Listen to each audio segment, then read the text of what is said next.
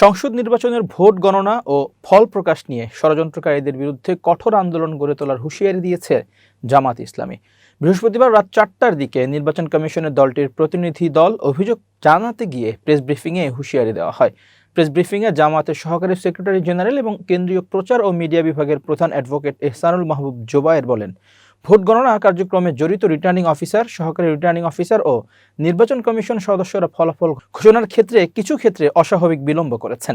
আমাদের শীর্ষ নেতাদের আসনের এজেন্টদের কাছ থেকে আমরা যে রেজাল্ট শিট পেয়েছি সে অনুযায়ী 8 থেকে 9টার মধ্যে ফল ঘোষণা করার কথা, কিন্তু রাত প্রায় 4টা বাজলেও তা ঘোষণা করা হয়নি। কোন কোন আসনে এমন হয়েছে সে শিটে রিটার্নিং অফিসার তার কর্মকর্তা প্রথমে স্বাক্ষর দিয়েছে, কিন্তু সময় পর তা পরিবর্তন হয়েছে। ঢাকা 17 আসনে এ ধরনের ঘটনা ঘটেছে। কমপক্ষে 8টি শিটে তারা এ ধরনের পরিবর্তন ওভাররাইটিং করেছেন।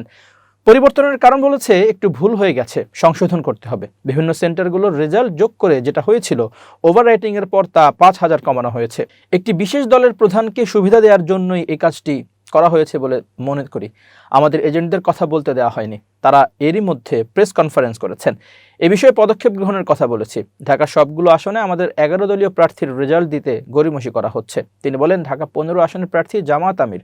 এখানে 3 লাখের বেশি ভোটার ও 129টি সেন্টার রয়েছে। এর চেয়ে বড় বড় আসনের রেজাল্ট তড়িৎ গতিতে দিলেও এটা এখনও দেওয়া হয়নি। ইতোমধ্যে আরেক প্রার্থী বলছেন তিনি পাশ করেছেন, যেখানে 20,000-এর চেয়ে বেশি ভোটে আমি এগিয়ে আছি। আমাদের কাছে মনে হচ্ছে একটি বিশেষ দলকে সুবিধা দিতে নির্বাচন কমিশন ও তাদের সঙ্গে যারা আছেন তারা এই ষড়যন্ত্রে জড়িত রয়েছেন। একই অবস্থা আমাদের 11 দলীয় অন্য নেতাদের আসনেও। সারা দেশের আসনগুলো নিয়ে আমরা পর্যবেক্ষণ ও পর্যালোচনা করেছি। একই ধরনের চক্রান্ত ষড়যন্ত্রের গন্ধ আমরা দেখতে পাচ্ছি। জোবায়ের বলেন, স্বৈরশাসনের বিরুদ্ধে এই জাতি রক্ত দিয়ে সংগ্রাম করেছেন, এ ধরনের আরেকটি নতুন ফ্যাসিবাদ কায়েমের জন্য নয়। আমরা স্পষ্ট ভাষায় বলতে চাই, যারা গণনা ও ফলাফল প্রকাশের যেসব কলাকৌশল করেছেন ইচ্ছাকৃতভাবে বিশেষ উদ্দেশ্য সাধনের জন্য, তারা এই কাজটি করেছেন বলে মনে হচ্ছে। আমরা ষড়যন্ত্রের বিরুদ্ধে মাথা নত করব না, দেশবাসীকে সঙ্গে নিয়ে দুর্বার প্রতিরোধ গড়ে তুলব। এ ধরনের ষড়যন্ত্রকারীদের বিরুদ্ধে আন্দোলন করে জনগণের মুখোমুখি করতে বাধ্য হব।